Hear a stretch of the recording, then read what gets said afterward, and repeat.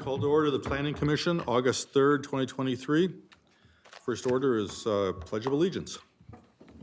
I pledge allegiance to the flag of the United States of America and to the republic for which it stands, one nation, under God, indivisible, with liberty and justice for all. Luke, if you'd call roll call, please. Yes, Pearson. Here. Willenbring. Here. Campbell. Present. Stolarski. Here. Diota. Here. Macaulay. Here. Hagan. Here. Approval of minutes. Does anyone have any changes or comments on the minutes? Seeing none, may I get a motion to accept as presented? So moved. Second would be Thomas. All in favor? Aye. Any opposed? Thank you very much. Old business is none, so we'll go straight to the new business. A public hearing for Sara Noren at 6449 49th Street, conditional use permit for a home occupation sale of hatching eggs and chicks. Luke, your report, please. Thank you. So the location of this request is, 6449 49th Street. If we can bring up the image on the screen in just a moment. This property is located west of Castle Elementary. There we go. And yes, the purpose here is for a conditional use permit for hatching eggs and selling chicks. The zoning of the site is R2, which is low-density residential. The surrounding neighborhood is residential. Just a little bit of request details. So as mentioned, the applicant is seeking approval to conduct egg hatching operations and the sale of up to 100 chicks at a time. So currently, the applicant is allowed by the police department to have up to 50 chickens on the property, and that is through a keeping of animals permit. And the police department did note that that is the most allowed for chickens of any property throughout the city. Luke, may I ask a question? Yes. You said 50. I noticed in the report it says 25, though, on page 2. Oh, did I say 50? Yes. Oh, I'm sorry, 25, yes. Thank you for correcting me. So moving on, this image is the applicant's site plan, which on the north side there is, you can see 49th Street, the applicant's home. There is an attached garage. There's also a separate detached garage, a chicken run and chicken coop. And just a little bit to the south there on the southern part of the property is an existing barn. Just a little bit of operational details about this use. The incubation period for eggs is approximately 21 days. So after the chickens hatch, they are relocated into a brooder, which is essentially a chicken nursery, a little containment area where they are kept warm. And that brooder is located in the attached garage. So the applicant reports that a sweeter heater will be used. So this is an infrared radiant heat panel, and that's used for the chicks after they hatch. And the applicant reports that this is a safer alternative to the standard heat lamps. Operations are seasonal, with most hatchings occurring in the spring and summertime to allow the hens to rest.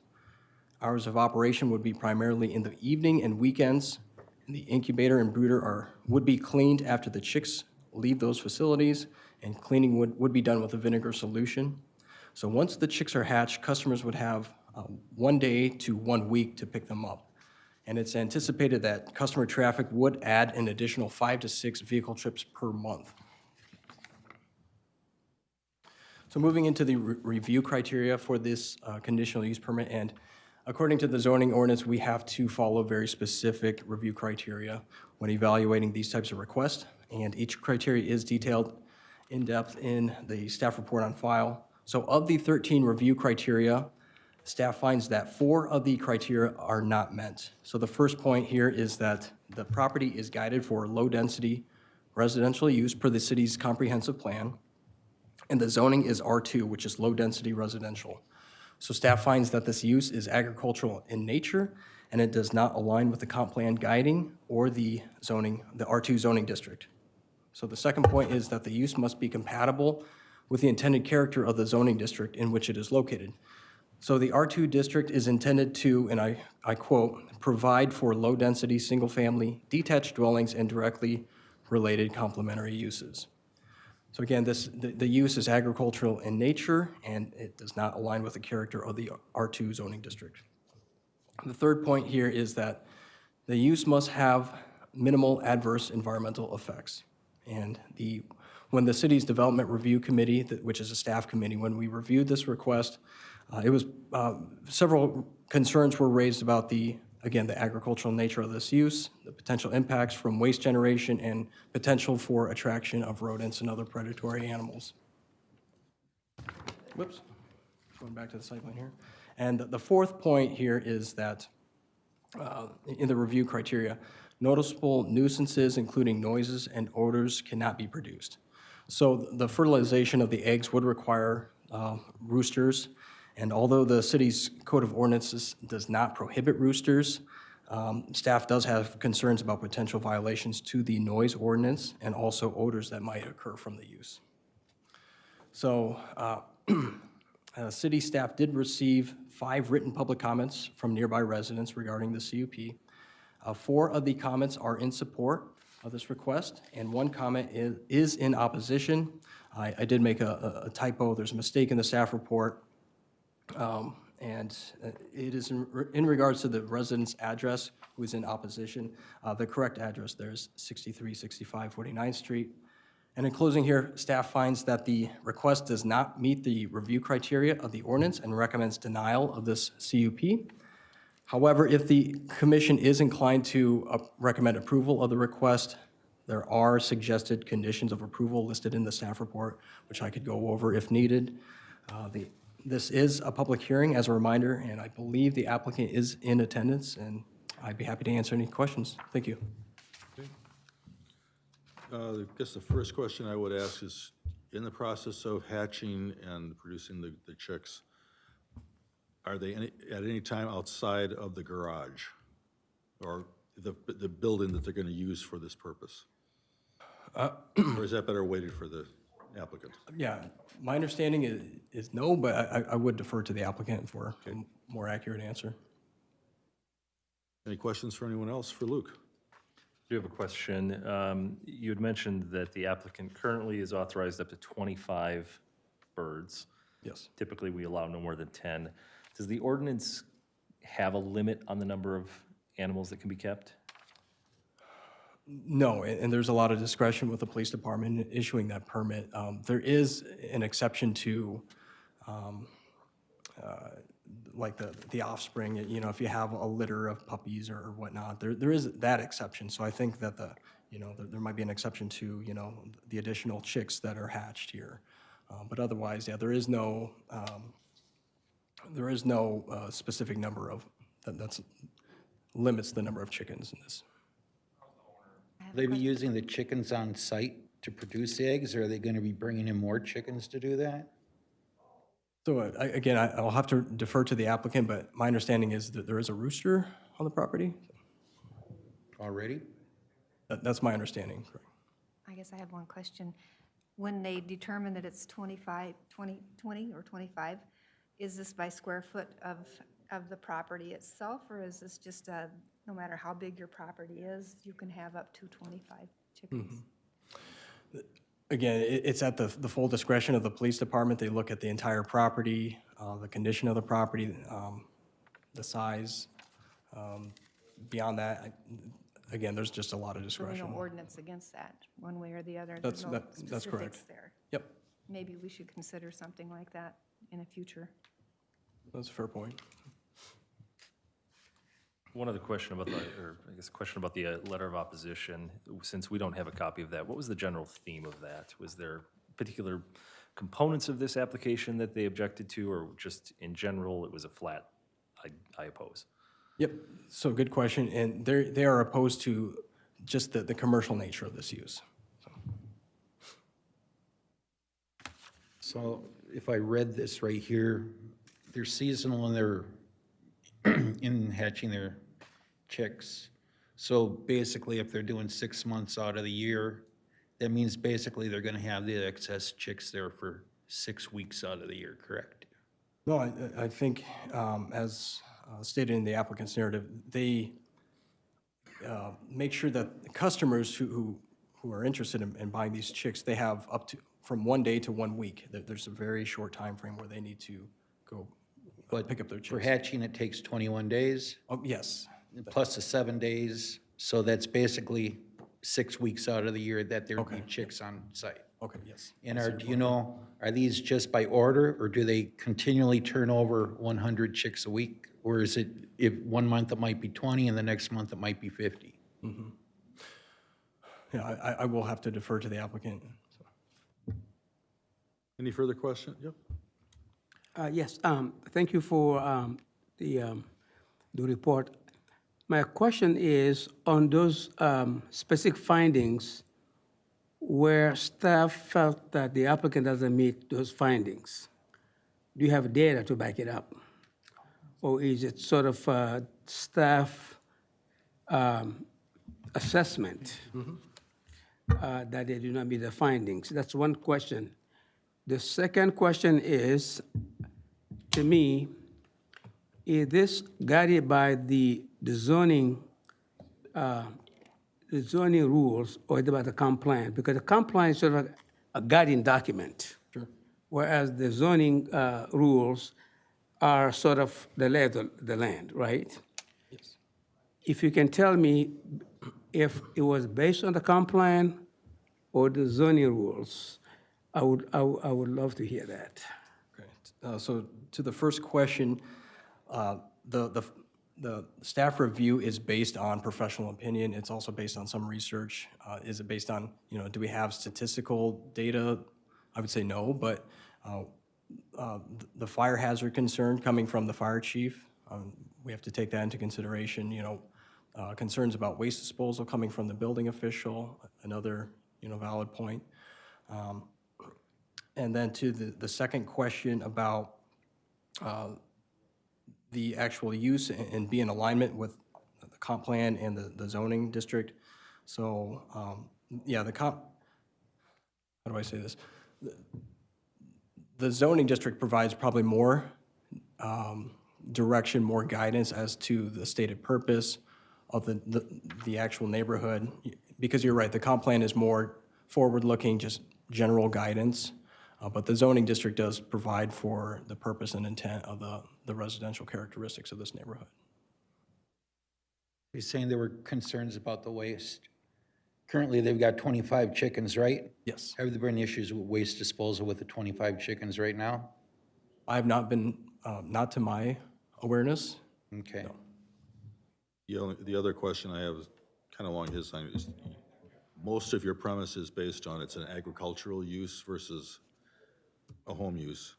Yes. We're at 25 chickens already. I'd venture to say we've already broken the agricultural point at that point. So that one's minimal to me. I guess we need to clarify, though, they're authorized up to 25. I don't know if we know if they have 25. Valid point. But I think my point still stands that it sounds more like the agricultural issue is dominated by the number of chickens versus the number of chicks at this point. And you said that the rooster is there. There is a rooster present already? That's my understanding. There's at least one rooster, but I would appreciate it if the applicant could verify. Okay. Any further question? I have a follow-up question. How many of those uses are currently present in the neighborhood? I would say maybe about a mile around.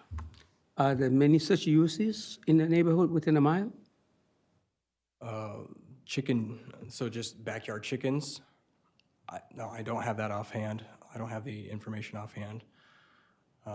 But the uses allowed by right, they don't meet the standard, right? Yep, the use is allowed at the discretion of the police department. Thank you. Just as a point on that, I personally know of at least 2 others. One came before us a couple of years ago, and then another one's across the street from us. But to verify, these are supposed to be hobby-type things. This isn't a business. It would not be considered, it was intended to be a hobby-type situation on up to 25 versus becoming an actual business and agricultural. Yes, so what the applicant is requesting does spill over into the need for a conditional use permit, and the reason why we're here this evening, exactly. That's because of the licensing issue, right? There's a license involved in this? Licensed through, well, the applicant will have to work with the Department of Agriculture to ensure if there's any licenses that might be required through the state. But otherwise, from the zoning perspective, it's more about retail sales and just the overall nature, customer visits. Any other questions before I open the public hearing? Open the public hearing for Sara Noren, 6449 49th Street, conditional use permit for a home occupation. Is Ms. Noren present? Would she like to come forward and address us? Here? Yes.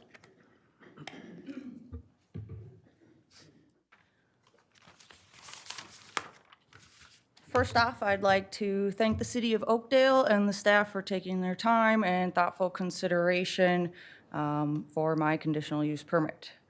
A little backstory about myself. My name is Sara Noren.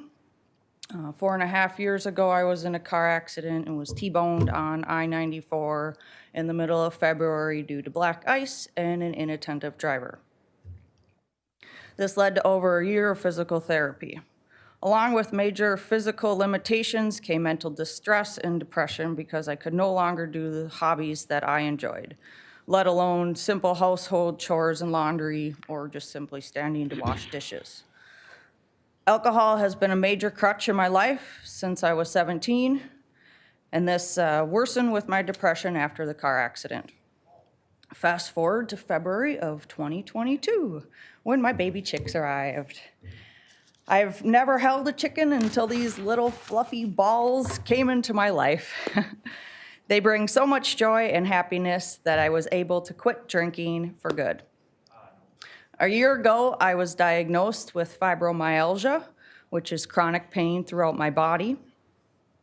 I had two choices. I could go down the crippling physical and mental pathway, or I could take each day as a blessing and make the best of what I could. I chose to have a positive attitude, even though every day is a difficult physical battle with pain, challenging everything I try to do. I have found the chickens to be a huge success in my ability to adapt to my new life changes, not to mention almost 1.5 years of sobriety. They have taught me patience, which my husband can tell you I have none, or had none. They have helped me to slow down and enjoy the little things in life.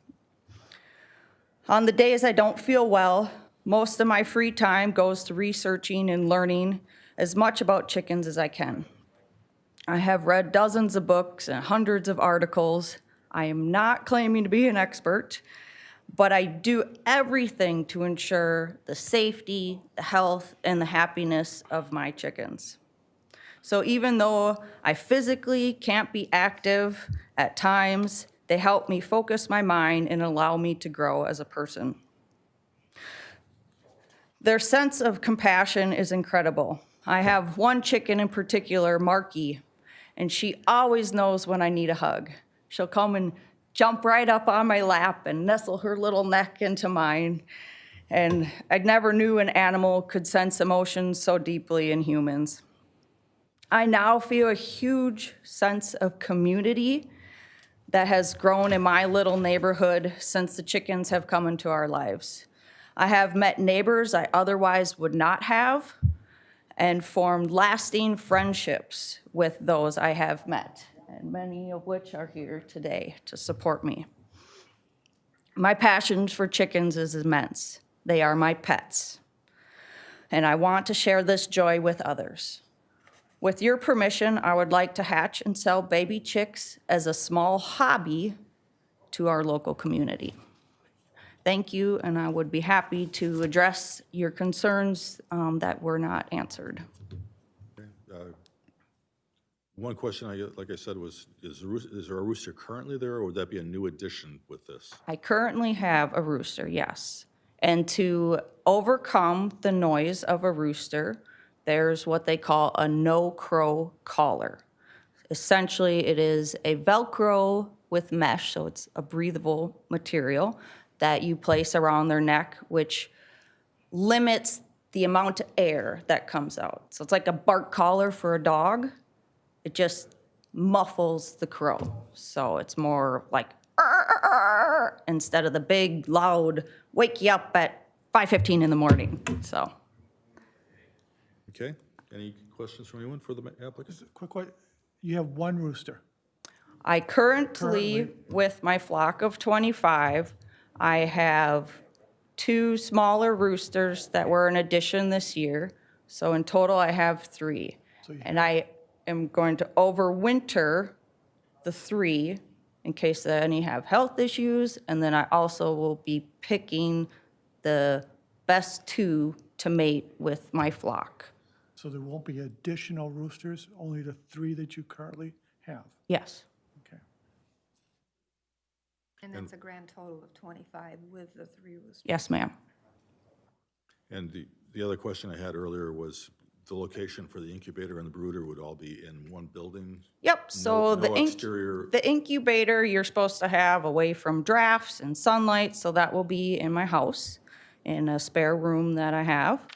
And the brooder that I intend to build, if I can get approval, I don't have any of this set up right now. I wanted to go through the right channels. That would be in my garage, so ease of access, ease of cleaning. As I mentioned in my narrative for the city, that it takes 21 days to hatch the chickens. I only have 1 incubator, but I requested the permission to hatch up to 100 eggs, so if I wanted to get a second incubator. So right now, I don't have the capacity to hatch 100 eggs. And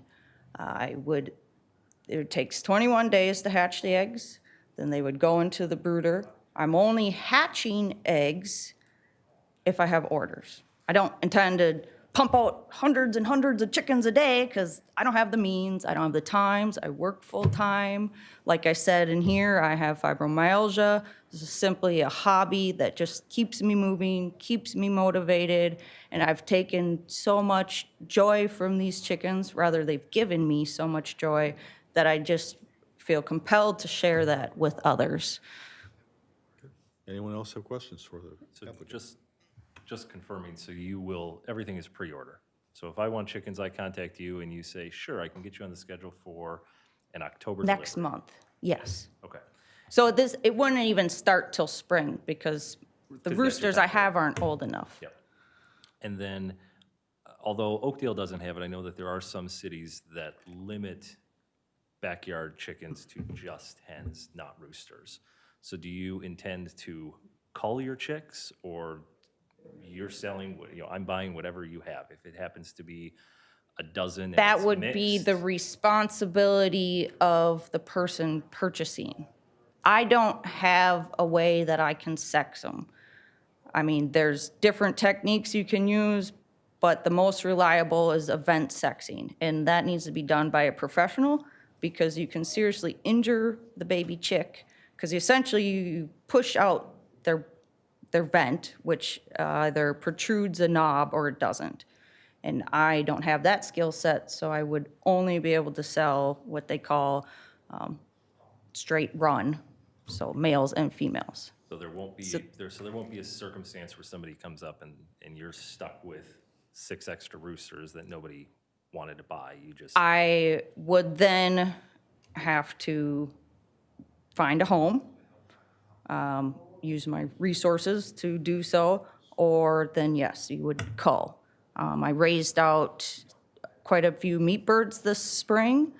That was the first time I did that, and my husband and my father helped me do that. So I got familiar with that process if that is something I need to do in the future. thank you. Thank you. You seem to be dealing with the waste with 25 chickens with no complaints. How much additional waste would your monthly brooded chicks? Very little. They're smaller, so their poops are about this big compared to like this big. In my run, I have mulch and I use grass clippings. This helps naturally compost the manure within the run to help minimize odors, because the chickens, they love to scratch. And then my daily and weekly chores of cleaning in the nest boxes or in the coop itself. That poop that I take out of there is mixed with wood shavings, which we get from our cabinet shop. And that all goes into my compost. So my compost then gets turned, and then next spring I can use that, which is high in nitrogen and other minerals and nutrients for my gardens that I have. Quick question for Luke.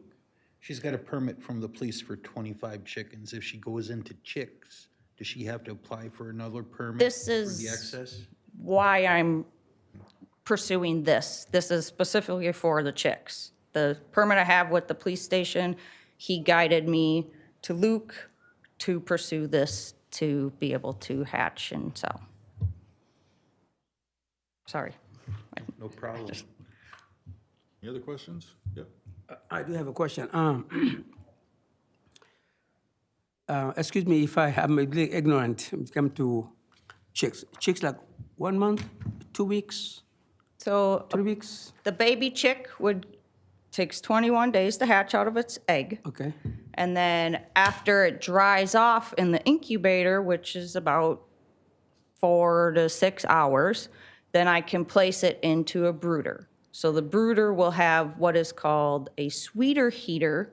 I don't use heat lamps. And I actually spoke with the the fire chief yesterday on the phone just to go over this concern if it was one. And after I explained that I don't use the heat lamps, he was very pleased and had no issue with us pursuing this permit.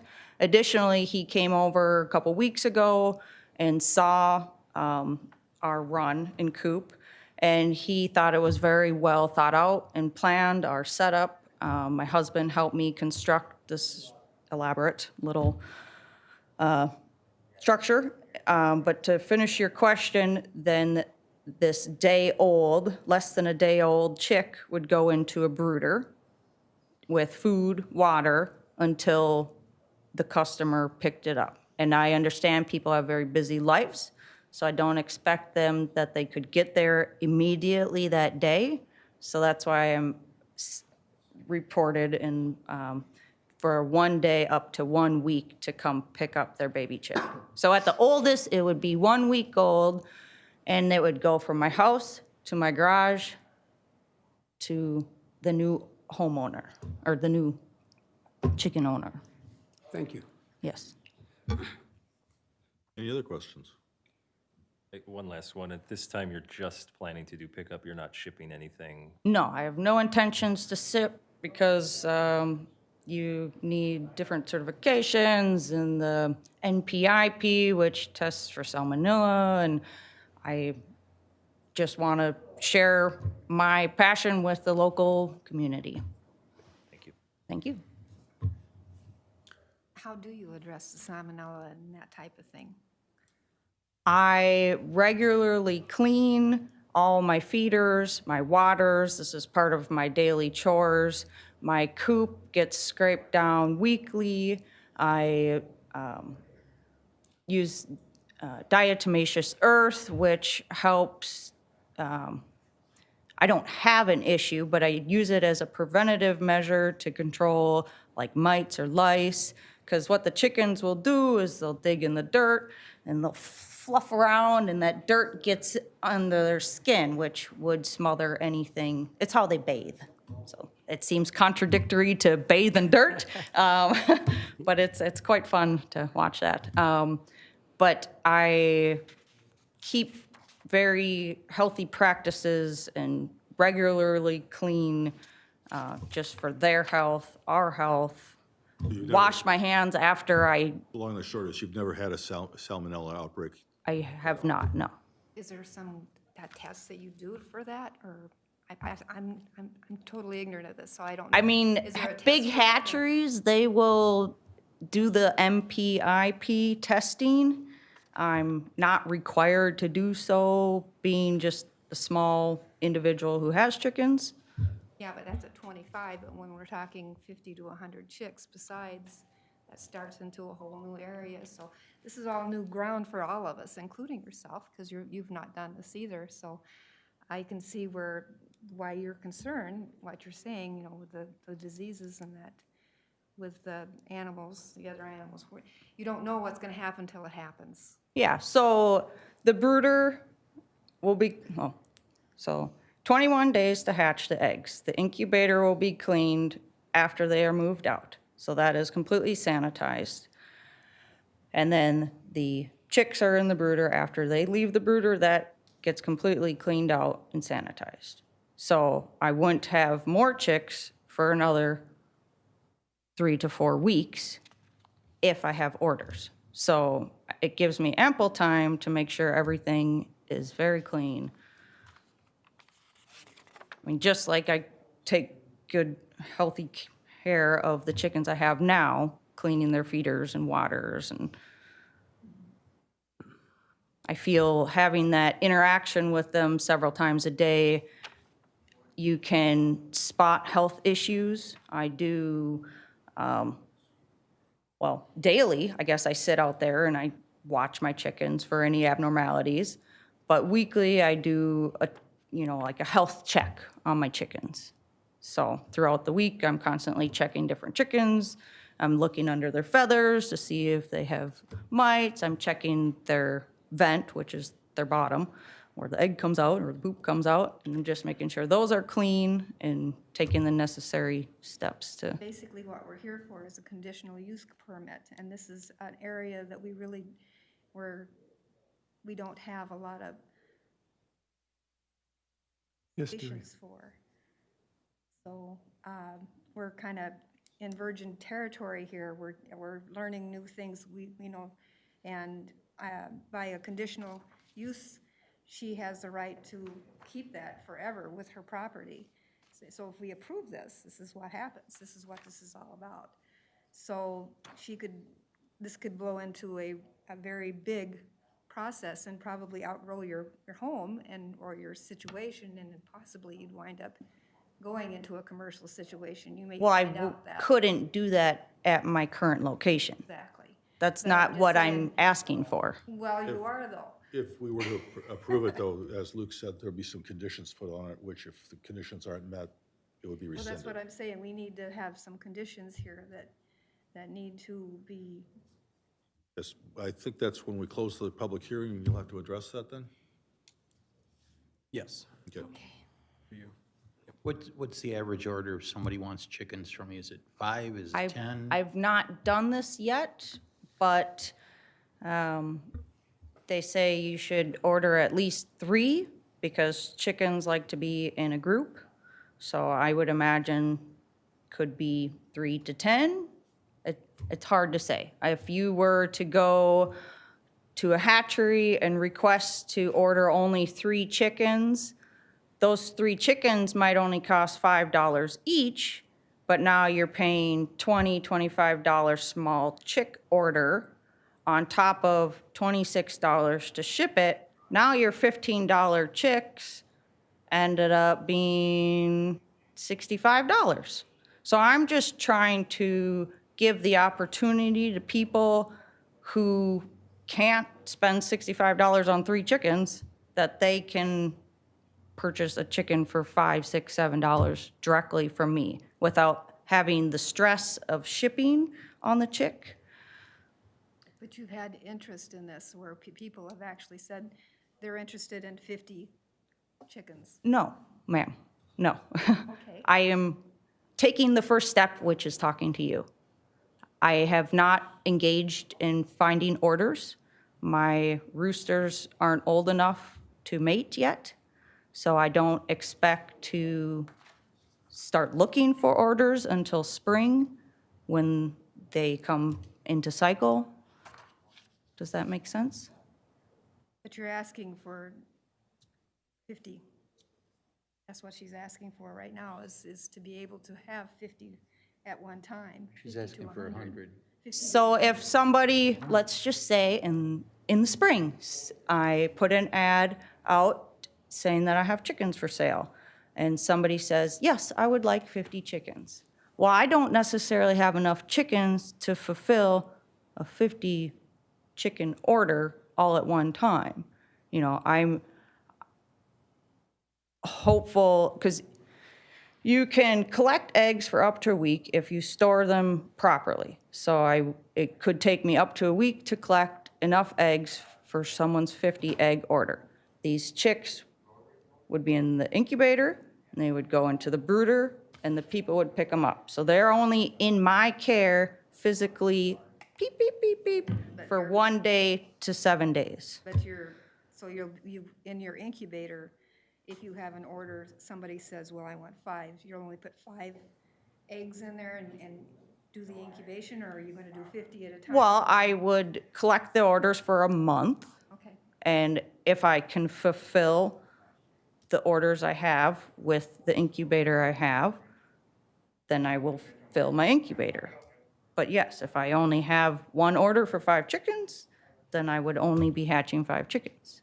But if I had somebody say, I want 200 chickens, well, they would have to wait several months for me to even fulfill such an order, because I don't have the capacity. and your anticipation is really not, that's not who you're really looking for. No, I'm not. I'm looking for small families who want to have some small piece of self-sufficiency, know where their food comes from. I have a neighbor whose grandkid just loves coming over, 4 years old. It teaches kids responsibilities and patience, holding the chickens, the babies in their hands. So I feel there's a lot that families Just trying to get can the learn. scope of what you're trying to do here. Oh, yes, I'm not, The conditional I have use permit, I'm just no, trying to figure out what your scope is trying to be, what, you know, what your very business- small, what your very business small. is. I have no intentions to mass produce chickens left and right. Okay. I very, very small. Like I said, it's a hobby, and it just something I can do after work or on the weekends. One more question. Yes? You were requesting up to 100 hatchlings. Staff is recommending, if we do this, to possibly limit to 50. Would you be able to still do what you want to do with a limit of 50? Well, I do have intentions of getting another incubator. So I would like the option to be able to hatch up to 100.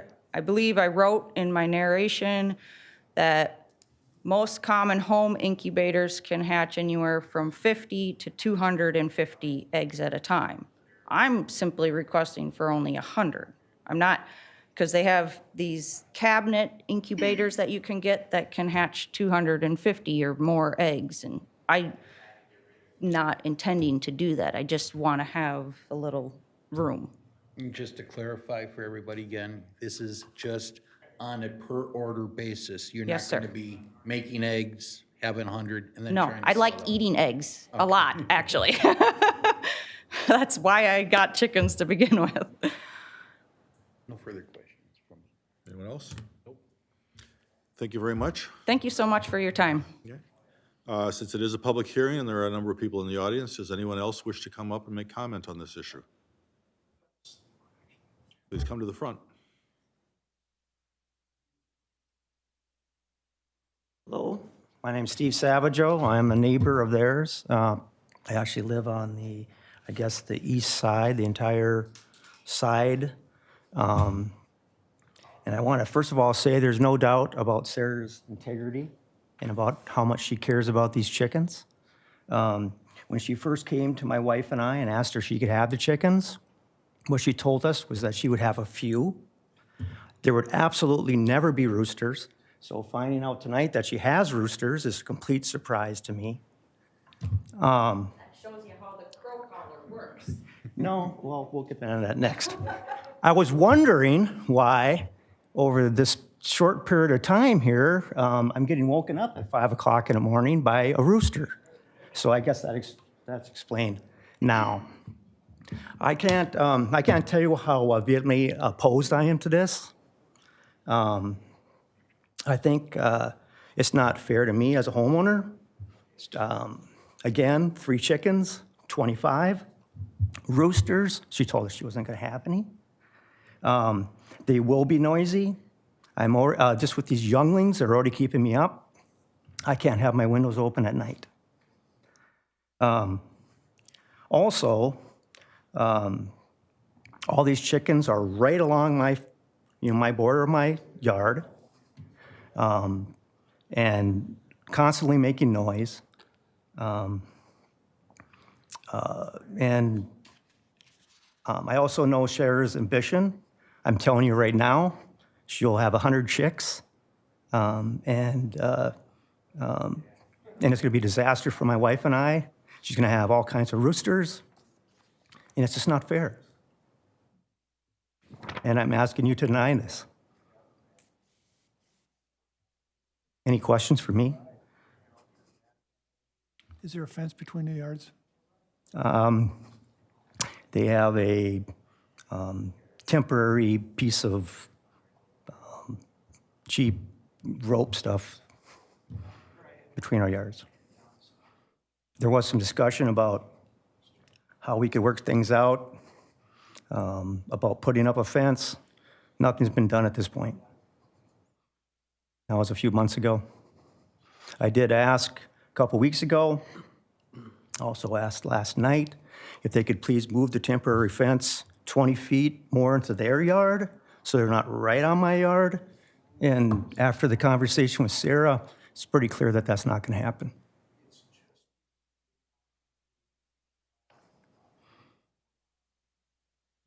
Any questions from anyone? No. Thank you. Thank you. Anyone else care to come forward and comment? I'll ask you one more time. Anyone else care to come forward and comment? Yes. My name is Mark Mauer, and my wife and I live across the street, or kind of kitty corner from their house and everything, and we're just basically concerned with all the how much traffic is going to be created by this, whether it's like every day of the year, every day of the month, or whatever, or just certain days of the month. Just from what has been said so far, it would be at the most 1 week, pretty much 1 week a month, where there would be chicks available for pickup, and go figure how many people.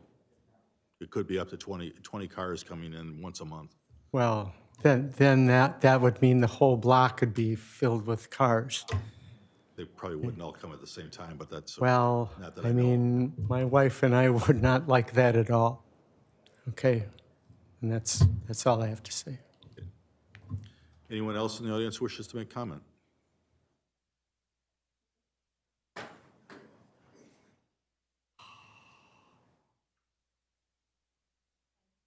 Hello. My name is Janet Nordberg, and I am Janet and Sarah and Jason's backyard neighbor. And the chickens cause absolutely no trouble whatsoever. They're fun to watch. My grandson loves to come over, go see the chickens when he comes to our house. There is no smell. There is no waste problems. It's only a benefit to our society, honestly. So I totally 150,000% think that this should be approved. Thank you. Anyone else who wishes to come forward? I'll ask Chip.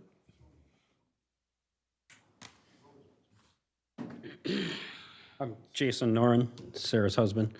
I just wanted to clarify something on the fence issue that Steve brought up. There is a temporary fence. It's not right on his yard line. It is probably 10 to 15 feet back from his yard line. And we did talk about putting up a permanent fence between our yards. And there has been some work done on that. I recently located the property corner marks, the stakes, and we laid out where the fence would be on the property line. So that has been done. And I plan to submit a application for the permit to put up that fence in the next week or so. Okay, anything else? Anyone have any questions for him? Thank you, sir. Okay. Does anyone else wish to come forward? I'll ask one more time. Anyone else wish to come forward to speak to this issue? Seeing none, I close the public hearing. And Luke, since the questions have been asked, if we were to grant this, what would be the requirements for the CUP and what would be terminus of the CUP were they violated? So, I guess to your first question, it really depends if you want to uphold or stay with the conditions of approval that staff suggests. As a commission, you certainly can change them. You can recommend new conditions. You can strike any out. But these are just, we try to provide some guidance as a baseline for the commission, at least, at a minimum for a purpose of discussion. And then to your other question, if any of basically, whatever conditions that you, assuming that the commission approves the request, if any of the conditions of approval are violated, then the CUP would be brought back to the city council and considered for revocation. It really just depends on the conditions that ultimately get approved. I noticed in your list of conditions, there's nothing about noise mentioned in there, which would probably be the biggest one. The city does have a separate noise ordinance, and I guess that could be handled through the police department pursuing any violations of the noise ordinance. Would that be applicable to canceling the CUP at all? Well, that's a good question.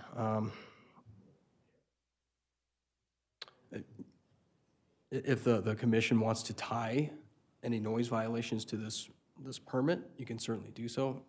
We could try to craft a condition if that's the commission's concern. We could add a provision about compliance with the noise ordinance. Seeing as that's one of the bigger issues, I would think if we were to do this, we'd want something like that in there.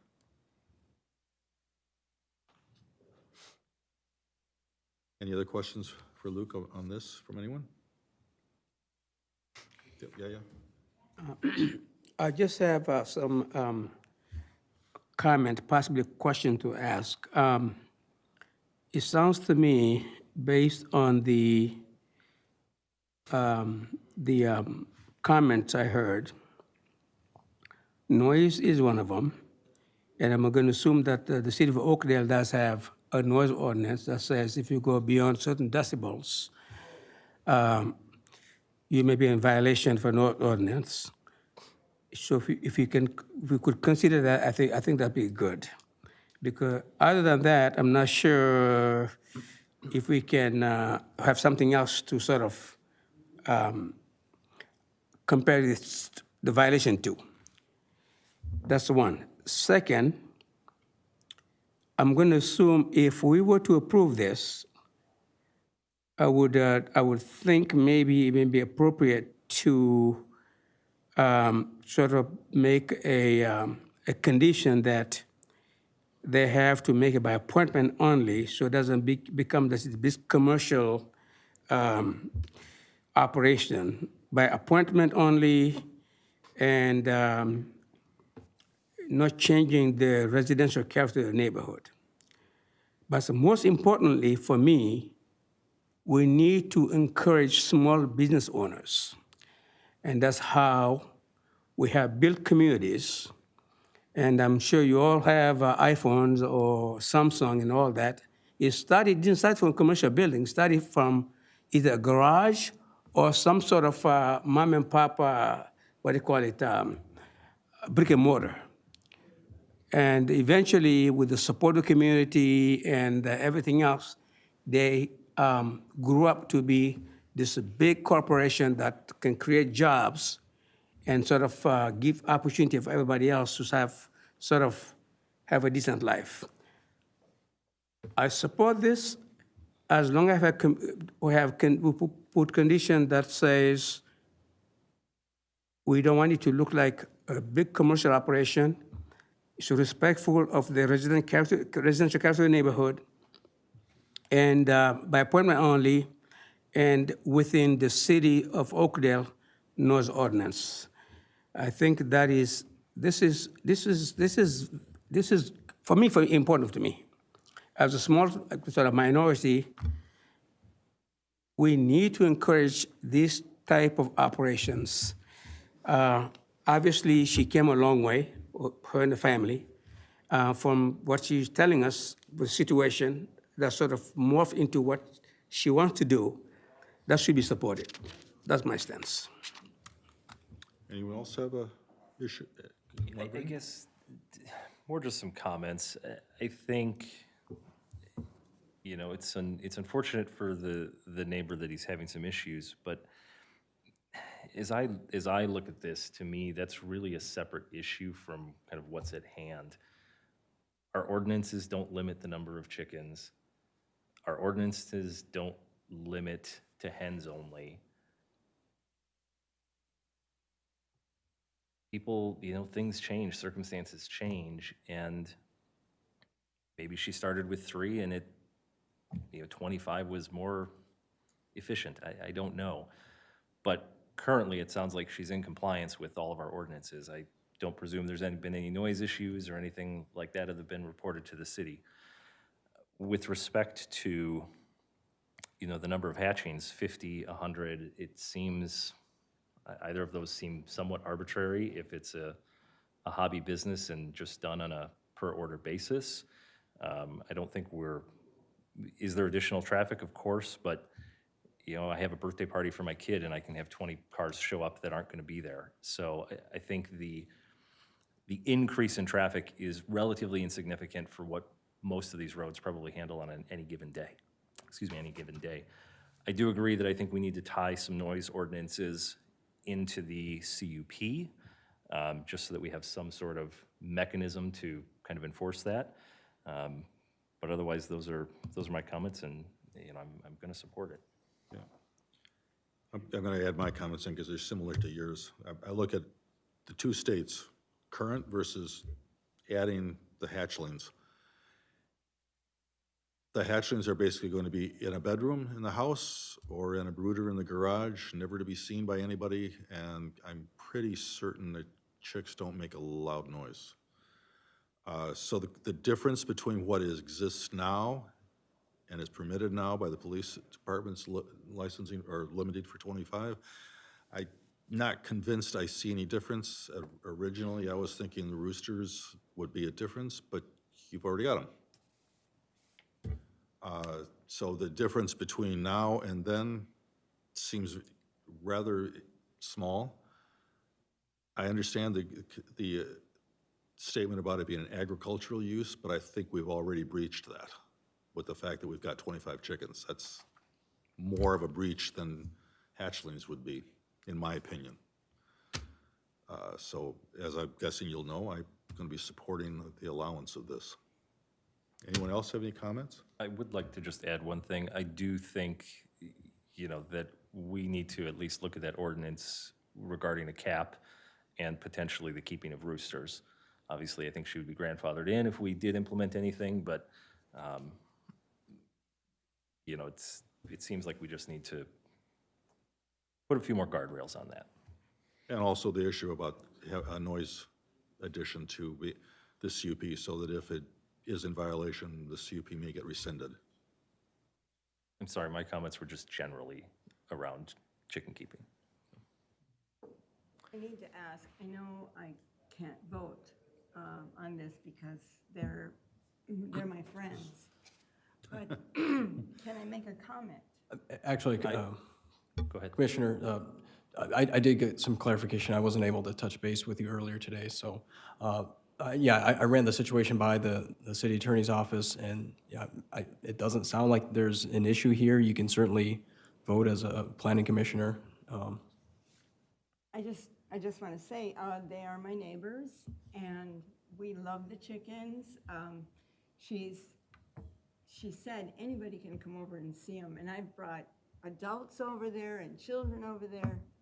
And right away, as a former teacher, I thought, man, Castle School would love to come and visit those chickens. I mean, to bring the students over there would be really a wonderful little field trip. They can just walk there.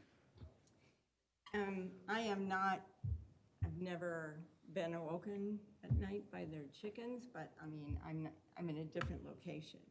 But I found them to have, you know, just one time he was having a fire and I had friends over swimming and I asked him to stop and he immediately stopped. I mean, I feel like they're really respectful and will do everything in their power to get along with everyone. Because they live there, so that's important. And I hope that the noise situation for Steve can be resolved somehow. I don't know if the location of the rooster, I don't know enough about it, but I'm hoping something can be done so he doesn't get awoken. I think you should pull your mic closer because I don't think you're going out over the air. Oh, I'm sorry. Okay. Thanks. Say everything you just said again. Oh, no. Anyway, I do support it. I think it's been a lot of fun and it has created community, so I encourage it. Go ahead. I think everything, you got great comments. I appreciate everything that's going through it. I am not in support of it, mainly because it's not following a city comprehensive plan. There's a lot of things that aren't met. There's a lot of future that we don't know yet. The fence is a great idea, but it's not there yet. That would be helpful. So I'm just saying I'm not going to support this tonight. And I guess I too am not, just because of the fact of the zoning. It is actually out of what it was zoned for. This is a neighborhood. It's not an agricultural, it's not a farm. And it's getting to be, it could possibly snowball and with good intentions, but just circumstances. And I could see it making a big hassle for the neighborhood because there's already people that are in opposition. And, you know, there's other people that live in the neighborhood and have probably lived there for a very long time, and it's their home too, so they should be weighed in on too. And I guess for that reason, I'm not for it. I guess I would disagree with you that I don't understand how this can snowball. If we're capping the number of chicks that she can have, and she's capped by the permit that she currently has for 25, then by the very nature of what we're doing, she can't exceed that. And if she does, It's 100 chickens, and if she It's doesn't 100 have, chicks. if she doesn't have 100 people, if she puts 100 eggs in that incubator and she only has 5 people and she's anticipating 100 and they don't sell, those chickens will have to stay there till they get sold, and then she will not kill them. then she's in violation of her Who's going to keeping monitor permit. this? Who's going to monitor this? Well, that's, how are any of these permits monitored, though? It's, you know, it's inherent in kind of just the system that we have set up that, Well, you know, we this don't is have what a she's, system, that's this the is what point. she's, Yeah, we don't have any system here. It's just, but I think as she said, if, first of all, she's not, now, the plan could change. But currently, she's only doing, I mean, we can make it a condition that chicks are incubated only on an, on per a order need basis. Need be, but who's going to monitor that?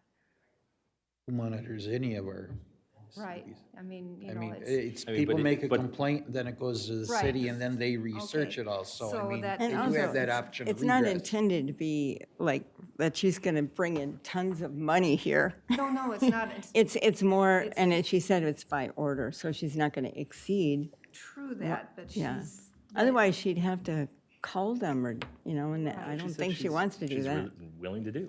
I know. And But given the fact she's limited to 25, that would be the end result. She would have to call them To be 25, back to to keep the 25. 25, because otherwise it violates the police Right. license or road agreement. I do think it's a good This is point. our conditional permit, because that's the point. This is what we're giving her. We're giving her carte blanche to do this. So she can do 100 she's asking for 100 eggs at a time. But she can't keep them. And she's getting another incubator, so she can double that if she has to, if she gets this huge order. So, and if that Well, if person she- decides not to do that, she's got 200 chickens there that she's gonna have to And then she would be in violation of the conditional use She permit. would be. And who's gonna do that but the neighbors? And the neighbors are gonna be irritated because, I know, but we can't make decisions on who's gonna go check her stuff and enforce this. Like, that. we have can go count mechanisms 'em. in place. And so if she's not in compliance, there'll be a complaint into the city and but we the can check reason- it then. the But we reason- shouldn't penalize her because oh, I'm not we don't have a good penalizing- system. No, I'm not penalizing her, but it's a situation that none of us know anything about. And we're giving her carte blanche at 100, saying that she can have 100 chickens, but she has to cull them. And if she doesn't cull them, then we're gonna have to somebody's gonna have to come and take care of it, and it's gonna be a big hassle. And, Would you you, know- would you be more comfortable if we put in that condition that they're by order only? yeah, I guess I would. Actually, it's in the list. Customer visits shall be by appointment only, which That's would- the They're by customer visits, but appointment I'm to pick saying 'em that up. the actual breeding is by order only. She can't just arbitrarily breed 100, or, Right, just hatch 100 eggs. She has to as have in orders for the 100 of anticipation those that she's eggs. got 100, yeah, and, right. That doesn't change mine. I mean, I understand where you're going, and I appreciate you making some concessions, but it doesn't change my view. It's a residential area. They already have the 25 there, and I get that. That's above and beyond what is, I'm hearing, anybody else has in the city, evidently. I'm saying it's a residential area, stick with the 25 and go with that. So I'm fine with, and I understand about the business. I truly get that. That's where businesses are growing. But businesses, this is an agricultural issue in a residential area. So that's my issue. I do understand that. But based on the applicant's testimony here, I think she loved her animals so much that she would not be growing 300 chicken and culling 100 or 200 and keeping whatever she. Not implying that. That's I'm my not comment. implying that. I'm not saying what you're saying. I'm just saying we have to make a decision based on what she presented to us, not what may happen later. What may happen later could be sort of controlled by the condition we put on our approval. That's what I'm saying. Given that we've discussed it at length, Yes. and we are an advisory body, the ones who will make the decision will be the city council. We're going to make a recommendation on it. If there's anything new beyond what we've talked about, please feel free to enter that, but I'd like to call it at this point. Can I make a motion? Give me 1 minute. Luke, the one condition that I think everybody would like to see is something added about noise. I don't think you have to make that for us, but for the city council, and that point, there would have to be something, I think, about noise terminating the CUP. Okay. But it's hard to say because we've already got 3 roosters there. It's not like this is a new thing, but I think from the discussion, people would feel more comfortable if there was a way to terminate the CUP based on a violation of some basic principles.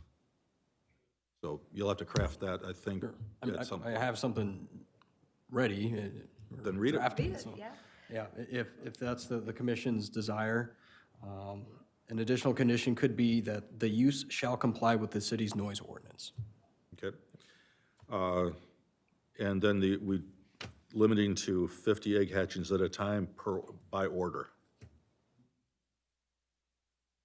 I think that covers most of what people brought up, except for the distinction between commercial and agricultural, which I'm leaving to the city council to make a decision on. So I was prepared to make a motion for up to 100 hatchings. Okay, but I want to finish one thing. Anybody else have anything that has not been discussed before? Seeing none, I ask for a All right, motion. I'll motion to recommend approval of the conditional use permit for a home occupation of sales of chicks at 6449 49th Street North, with the conditions listed and amended as such. The applicant shall be limited to no more than 100 egg hatchings at a given time by order, and the use shall comply with the city's noise ordinance. Second? Should we do this by roll call, since I know there'll be for the minutes, so you can know which one said yea or nay? Sure. Okay, Dallas Pearson, yea. Willenbring, Yay. Campbell, Yay. Solarski, Nay. Diata, Yes. Macaulay, Nay. Hagan. Yay. Seeing that it passes, thank you very much, and we move it on to City Council. Next order of business is the public hearing for Carla Munson, 7065 43rd Street North, conditional use permit for an additional accessory structure. Thank you, Chair and Commission.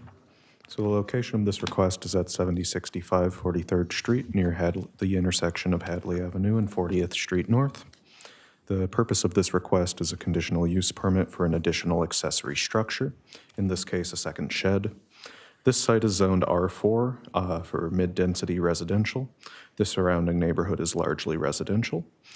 And for more detail on this application, this request originates in 2021 with some code enforcement action in which the applicant received a letter from the city of Oakdale regarding a shed constructed without appropriate permits. In the R4 district, homeowners are allowed a garage and an additional accessory structure by right. Additional accessory structures are allowed to be added by conditional use permit, assuming conditions are met. The applicant's home previously had one shed, and a second shed was built without appropriate permits approximately 2 years ago. Now the applicant seeks to bring the property into compliance by obtaining the permit for the second shed. Here's the site plan provided by the applicant, which shows the dimensions of each shed and their relationship to the rest of the property. The applicant has stated that the two sheds are needed to separate child-safe storage, which includes toys, from potentially harmful equipment for gardening and lawn care. One shed contains equipment and is locked. One is primarily child-friendly toys, as stated by the applicant. As a reminder, conditional use permits are subject to certain review criteria found in the city's ordinance. Here is a summary of the review criteria that we must use in our evaluation. Compliance with the comp plan, compatibility of use with zoning, no nuisance effects generated, no traffic congestion or parking issues. Use must be adequately served by public services, no excessive costs for public services or infrastructure, and minimal impact to the environment and natural features. Specifically for accessory structures, the lot cannot be further subdivided with the building on site. No pole barn construction can be used. No door can exceed 10 feet in height, and no commercial or industrial uses can occur within the structure. Staff does find that the conditional use permit review criteria of the ordinance has been satisfied, as detailed in the staff report on file. As a result, staff recommends approval of the request, subject to the following conditions. The accessory structure meets setback and height requirements, and the applicant obtain a building permit for the use. Public input was received with two homeowners within 150 feet of the property expressing opposition, one citing property value concerns, another cited there being generally too many sheds in the city. As a reminder, this is a public hearing, and I do believe the applicant is here in attendance. I'm happy to answer any questions regarding this request, and thank you. Anyone have any questions for Max? Do, Max. So in here, a couple of times it says that the applicant needs to get a building permit, but the shed is already built, correct? So by doing that, do they, I mean, is this a slab with a frame structure, or is this like a prefab plastic type shed? For sure. This is a prefab structure, I believe, though I will defer to the applicant. And this is a practice we do when things are built without seeking proper permits first, in which we want to have that on file as that it is an allowed use and make sure that it's compatible with all building regulations as well as the city's zoning ordinance. And then are they charged a double permit fee or something like that because they didn't pull it the first time? No, they'll be charged the standard building permit fee. Do we not have anything in our ordinances that if you don't pull a permit fee, you are penalized? No. Ultimately, the ultimate penalty is that if it's not approved, you have to pull it down. No, but I mean, that's something that we should look into. I mean, on all the construction jobs that I work on, if you don't pull your building permit, you're getting dinged for 150, 200% of the permit fee once they find out. So I'm surprised. I think that should be looked at as an ordinance amendment. Anyone else have questions for Max? This is 2021, the letter went out. What's gone on in the last 2 years, almost 2 years? Certainly, sometimes the code enforcement process can encounter delays, whether there's communication errors or a back and forth between our code enforcement officer and the applicant. We have a few cases where this has happened before. We would have preferred that it was done earlier, but at this point, the applicant is working with us well to bring it into compliance. I don't see where the exact size of the shed is. If I missed it, I apologize. 8 by 12. Thank you, I missed that. All right. Yeah. Sorry if I missed something, but the size of the shed is not defined by the state building code. For St. Paul, it's something over 200, maybe the policy, something over 200 square feet, you need a permit. Anything under, you don't need one. Does Oakdale have different regulations than St. Paul? Is that based on sort of city policy, or is that a state code? Do you mind if I jump in? Okay. That'd be great. Yep, so the city does not charge for a building permit for structures that are 200 square feet or less, but we do encourage building permits to be pulled just so that we have some type of record on file. I guess to Commissioner Campbell's point, you know, the city still reserves the right to charge a fee, even though it might be under in this type of situation, so. So they can have it by right, except they just need to pay a fee. Well, this is an instance where in the zoning code, they're allowed one accessory structure by right. So we're exceeding the first accessory structure outside of a garage. Okay, In okay. which case, that's what triggers the conditional use permit here. I get it. Thank you. Yeah. Any other questions? Then I will open the public hearing. I open the public hearing for Carla Munson, 7065 43rd Street North, conditional use permit for an additional accessory structure. If anyone would care to come forward?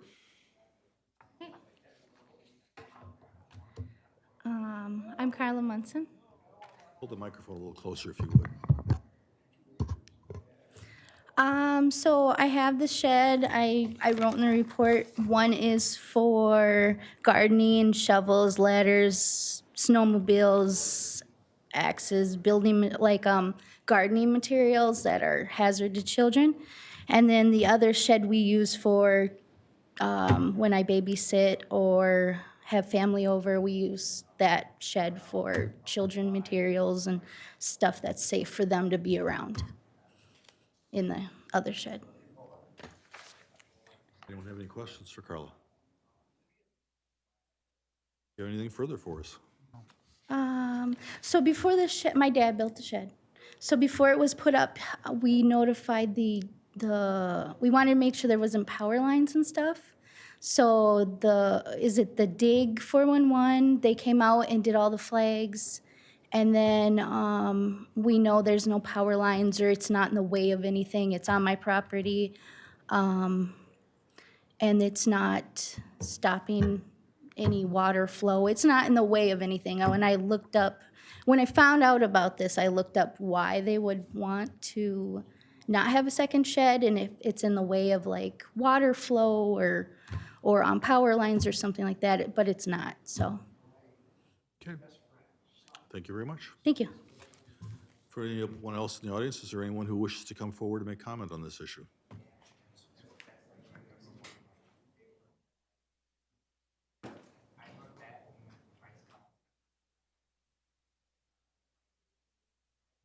Good evening. I'm Chandra. I am Carla's best friend. I've been friends with her for 25 years. I have 2 children. One is an adult. She's known him since he was a kid. I have another one who is smaller. She is very child-friendly when it comes to children and the things that go around her house as far as being accessible to not have kids get into things that they shouldn't. You know, we can actually take our eyes off of them for 5 minutes and not have to worry about what they're getting into. So that was the purpose of the second shed. The first shed was already there, and so that was the gardening stuff and stuff that you didn't want kids to get into. The second shed was Power Wheel toys, things that you didn't want out in the yard, left, you know, to the rain. And it is, I think it's called a prefab shed. It is just one of those big plastic structures that you put on your patios or whatever, and that's the extent to it. It's just for kids stuff. There's some storage in there for things that she is going to keep when she has children, which they are actively trying to have children.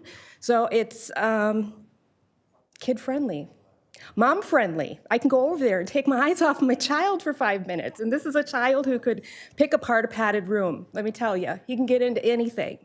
So I appreciate her having that sense of being able to separate the things that needed to be separated. Thank you. Thank you. Is there anyone else in the audience who wishes to come forward on this issue? Last time, anyone else in the audience who wishes to come forward on this issue? Seen? I live at 4262 Hallmark. So my house faces Hallmark. Their house is on 43rd. When you come up 43rd Street, the first thing you see is the shed that's by the street that looks like it's in my front yard. The toys and everything are in the yard. They are not in the shed. They're all over. I've taken pictures. It's a mess.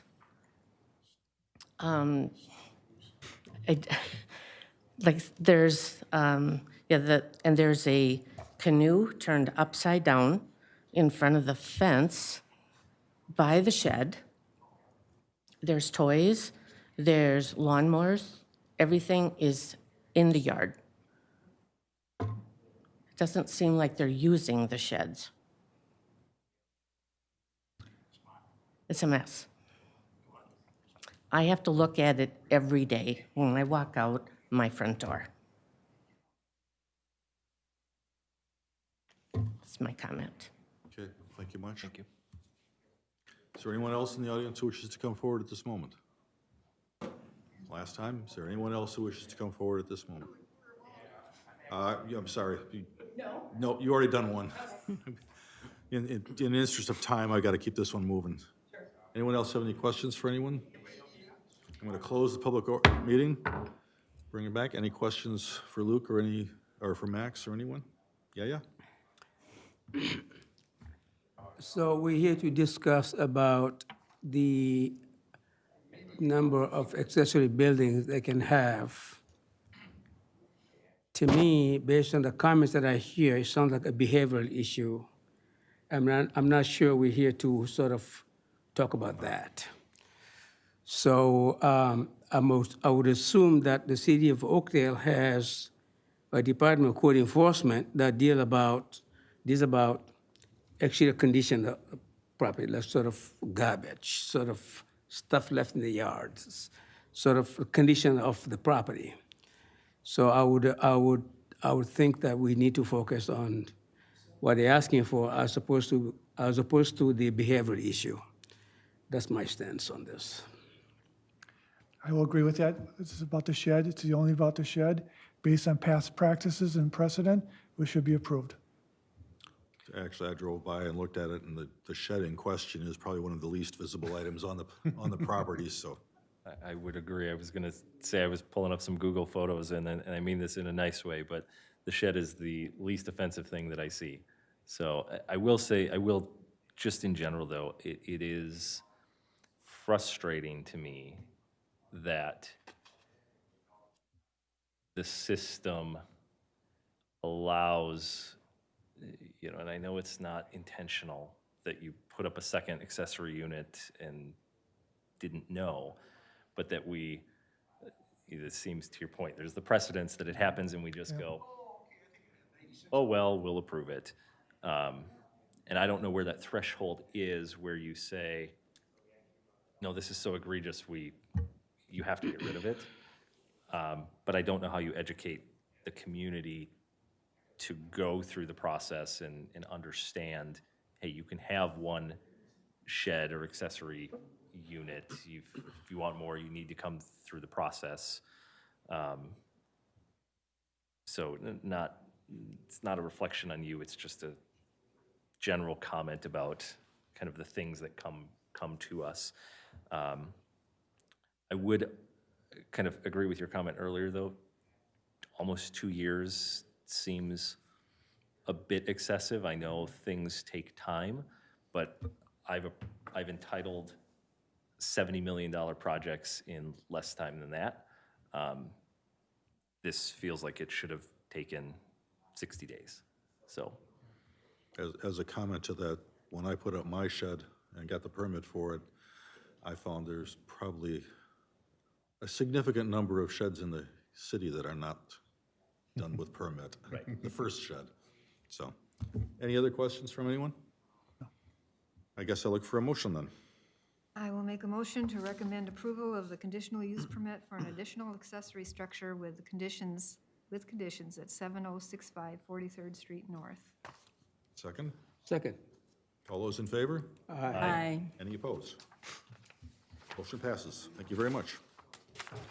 Move on to the planned unit development amendment, preliminary plat, final plat, and site plan approval for JB Vang Hudson Boulevard Apartments.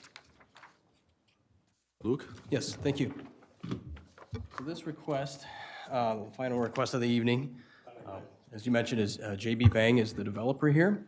They're requesting approval to construct a 130-unit apartment building known as Hudson Boulevard Apartments. So the location of the site is on the north side of Hudson Boulevard. So it's located immediately east of Peaceful Living Lodge and immediately west of United Rental and Finishing Touch Car Care. So the site is 2.3 acres in size, and previously it's been used for storage of equipment and materials. Some request details on this is that it is for the developer is proposing to construct a 4-story apartment. Again, there will be 130 units, just a detail here, up to 25% of those units would be reserved for individuals receiving ICS, so that is Integrated Community Services. It's a voucher program typically reserved for individuals who have disabilities, older folks, and it's also there's also an income restriction based on that program. So to accommodate the unit mix here, the applicant is requesting an amendment to the PUD, and I'll get into the PUD in just a moment, to go above and beyond the dwelling unit restriction, which is 50 dwelling units per acre. And the applicant is requesting to allow 58 units per acre for this development. So in addition to the PUD amendment, the developer is also requesting preliminary plat, final plat, and site plan approval. So the property is zoned Greenway Station planned unit development where multifamily use is allowed. And also another detail here, a comp plan amendment to facilitate the Greenway Station PUD was approved by the City Council back in fall of 2021. To follow through with this request, staff does have to formally submit a comp plan amendment request to the Met Council for final approval. So all of this is contingent upon Met Council approval, but I can say that this is a type of development that Met Council would want to see near the Gold Line BRT station, or the Greenway Station, I should say. And just, if you're looking at the screen here, the future bus station is going to be near that intersection of Greenway Avenue and Hudson Boulevard. So here is the preliminary plat. It essentially shows the existing conditions for the site, including there is an existing access off Hudson Boulevard. It's, you can't see it. It's covered up by that header there at the bottom. But there is an existing access kind of on, yep, there we go, on the west side of the property.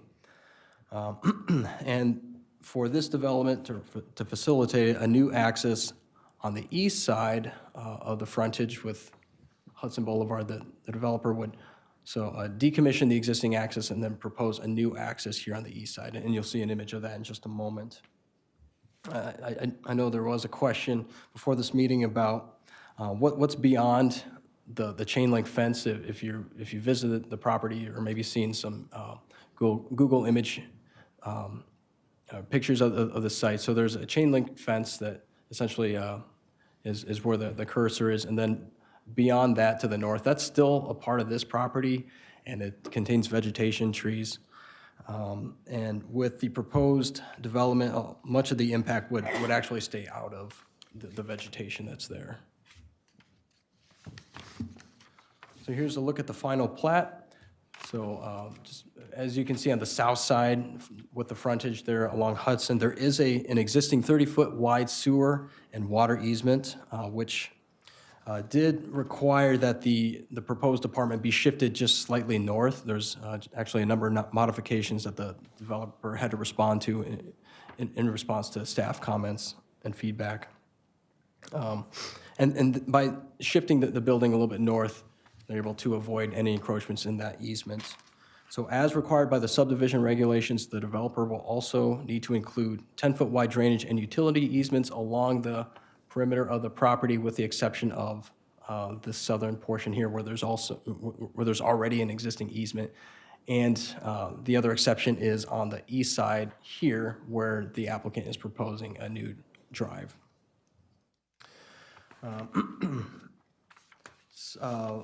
So as mentioned, the developer is proposing that new drive on the east side, and staff recommends that the developer also provide an access easement over the new drive for the first approximately 100 feet going north from Hudson Boulevard, and that is to accommodate future access to the east here to the United Rentals property. And staff also recommends that the developer work with the property owner to the east, that's 6740 Hudson Boulevard, to build a new access stub. And again, the intent there is to enable future connectivity between the two sites, or utilize a shared access. So here's an actual image of the site plan. Just for ease of readability, I included the purple line there. That is the building footprint. Here is the new proposed drive that I was mentioning on the east side, and then the developer made a number of modifications to improve the overall traffic circulation, especially in response to some concerns about fire trucks, ambulances, garbage trucks. Just overall, this new redesigned drive and parking area, it does accommodate those larger vehicles to the property. There is an entrance to the underground parking here on the east side of this of the building, and then there is a courtyard here, kind of in the middle of the building. I realize that it's a little difficult to see from this distance. Parking for this proposed use would include 130 spaces for the 130 units, so a 1-to-1 ratio there. So this would include 90 below-grade parking spaces and 40 surface parking spaces. This is in compliance with the Greenway Station PUD, which has a parking maximum ratio of 1 to 5, but there is no parking minimum. There will also be dedicated bicycle storage in the underground parking, and as noted, the site will be within close proximity to the future Greenway Station, which is approximately 480 feet. There is also an internal sidewalk system proposed that will connect this site to the sidewalk paralleling Hudson Boulevard for improved pedestrian circulation. The developer is requesting a couple PUD amendments. As mentioned, one for density, and then the second one is for a reduced rear yard setback. So a reduction for the setback here from the building to the northern lot line. So for the first amendment for density, again, the PUD limits multifamily density from 20 to 50 dwelling units per acre. The applicant is requesting to exceed this to allow 58 dwelling units per acre. Developer reports that this deviation is being requested to ensure that there is a marketable unit mix.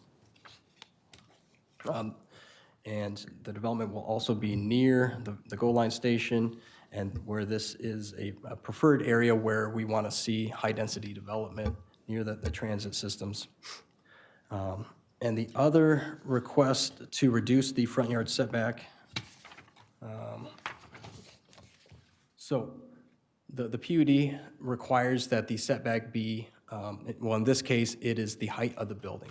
So the rear yard setback would not meet that standard as proposed. And that is due to, having to shift that building a little further north. And I should mention that the developer completely reconfigured this building and rotated it so it is less imposing than initially proposed, just at a conceptual level, because there were concerns, especially when this request was brought to council about just such a large building fronting single-family residential lots to the north. Yep, the building was reconfigured. However, with this requested reduction in setbacks, staff still feels that a minimum setback distance of the building height should be maintained. And there's a couple ways that could be addressed, either through shortening the depth of the building or essentially chopping off the top story or the top two units here on the north side. So you would kind of like step down the building just so you wouldn't have such a tall building in the rear of the property. I don't know if I explained that very well, but do you have any questions on that? Couple of questions. The back end, put the site plan back up, please, on the dock cam. On the north side, where the chain link fence starts and it goes up to the neighboring houses, do you know what the gradation step is there? It's 26 feet. 26 feet? I looked at the map, it's 26 feet. So how much does the building extend above that 26 feet? Do you know? Well, as proposed, I believe it's a 48-foot building.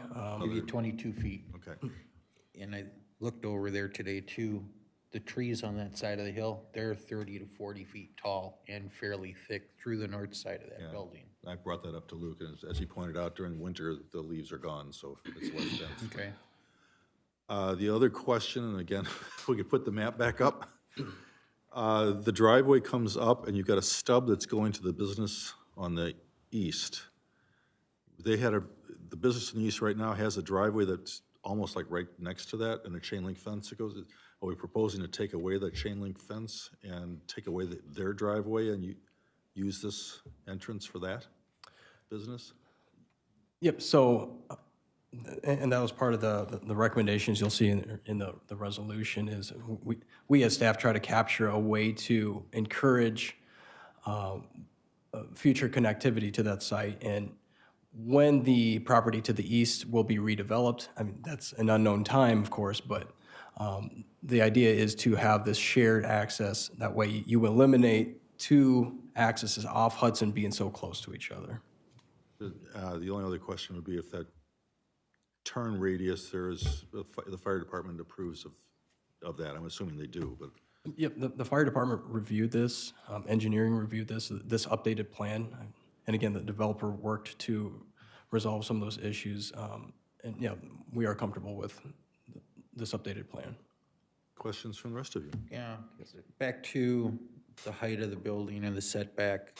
You said they could get around that by lopping off 2 units from the north side. Yes. Now, doesn't that leave the rest of this height of the building still at 48 feet?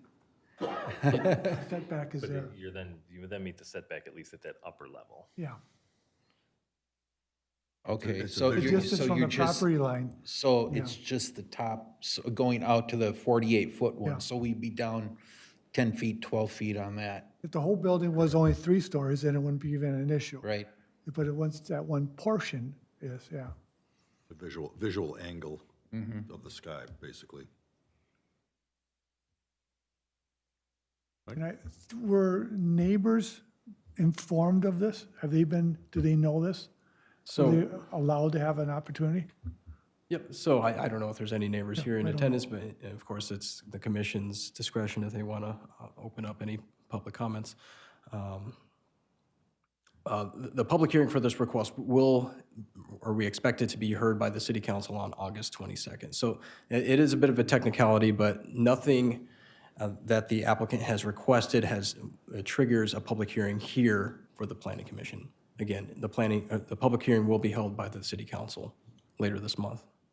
And the only reason I bring that up is that if you realize the clear view you have now versus what's going to be there, and I welcome a new building. This is, I think it's needed, it'll work, and everything about it, except for that little bit of height on the backside.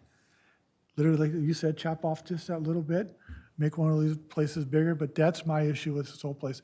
Just that alone. Everything else looked really good. I have a couple questions. So that utility easement that runs along Hudson Boulevard, are there utilities that currently run through there? I assume there are. That's why there's an easement, but. Yes. Okay. Yep. As far as when we look at the park dedication fee, we specifically say, and maybe this is, I don't think this is a condition. I presume that it's the fee at the time that they pull the permit.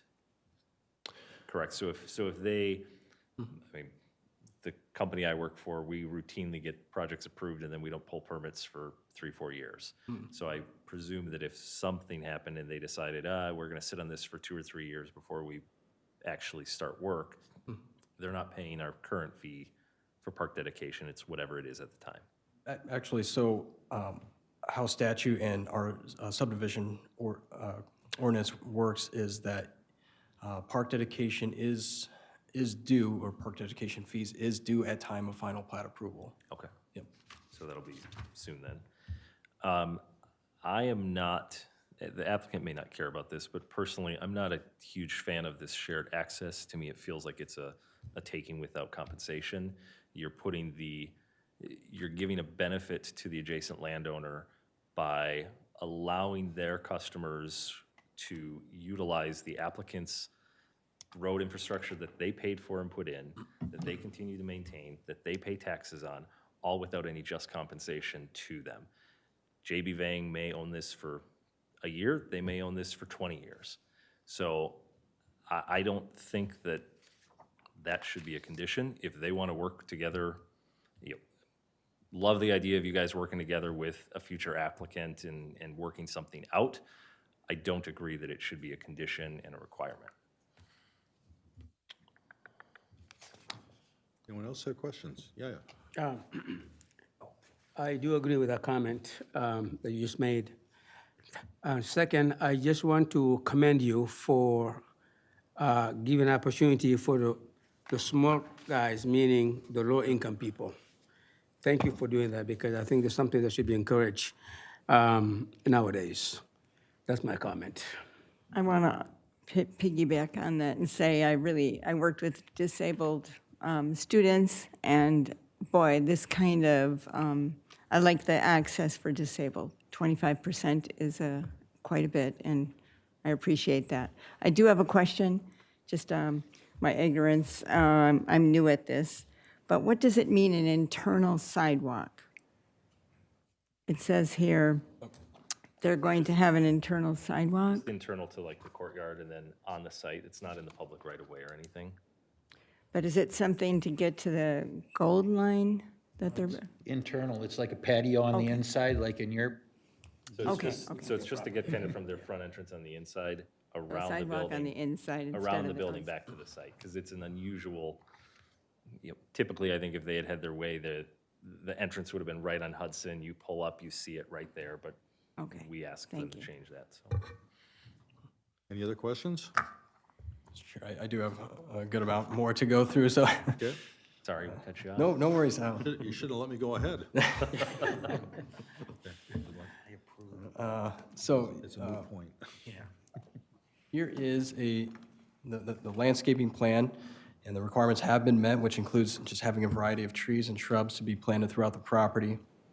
For site lighting, the applicant will have to resubmit a photometric plan, just because there's a couple areas where the foot candles requirement is not met. The developer will also have to provide updated plans showing that all proposed rooftop and ground mechanical equipment are properly screened from view per the ordinance. For stormwater provisions, the applicant is proposing an underground system located in the northeastern portion of this property, so under the surface parking there. And they will have to work closely with the watershed district for the necessary approvals. So here's a look at the elevations. The top is a view of from the courtyard. It's the east side of the building.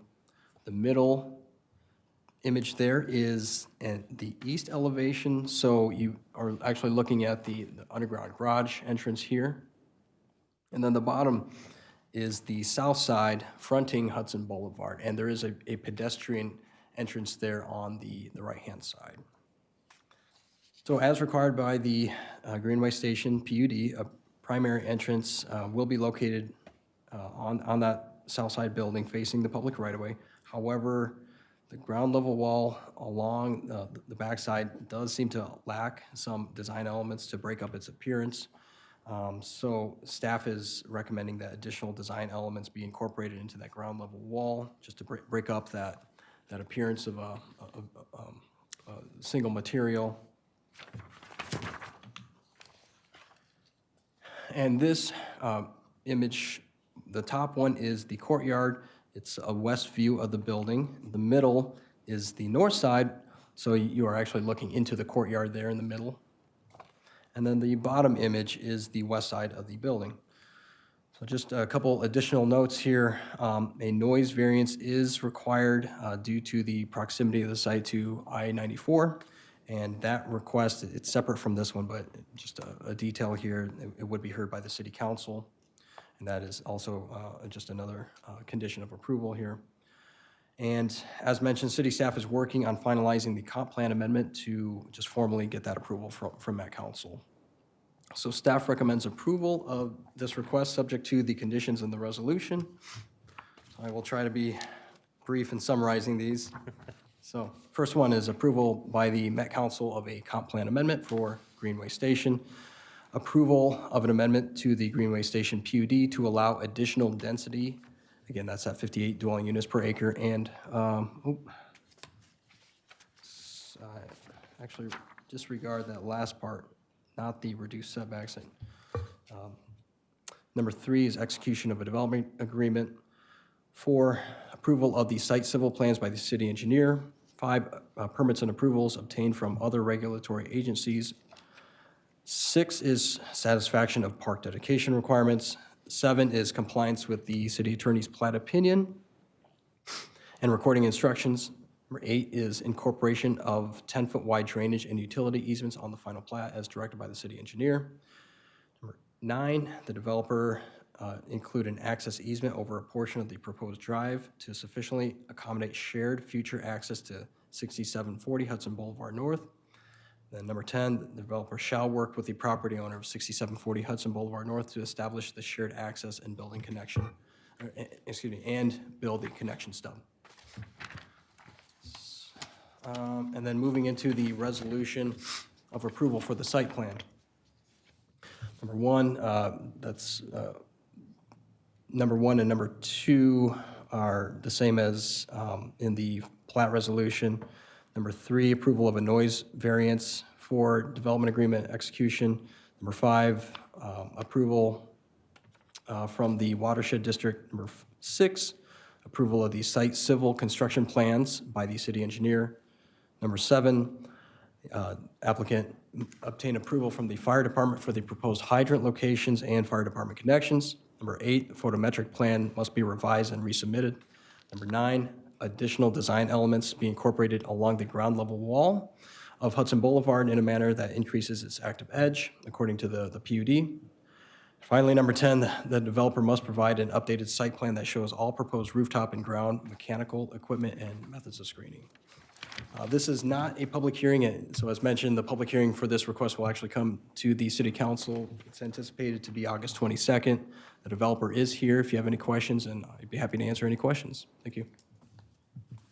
Any questions for Luke? Any questions anyone would like to ask of the developer? I do have one, yes. You could Step forward, sir. The ICS program, is that a deed-restricted program that runs with the land and, is for 20, 30, 40 years, something like that? Or I'm just not familiar with that. Chair Commissioner Campbell, no, it's not. It's not a covenant that would run with the land. It's a contract that the owner will have with ICS, and then they'll also engage a service provider to help service those tenants. And I presume that's an annual contract then? I'm sorry? An annual contract? I'd have to get back to you with the owner. It's either annual or biannual, I'm not certain, so. Okay. Thank you. So just, thanks for bringing that up. So to understand that, so after, say, 2-3 years, and it gets dropped, then that is not required to happen, have at that, be used. I'm trying to get the right words.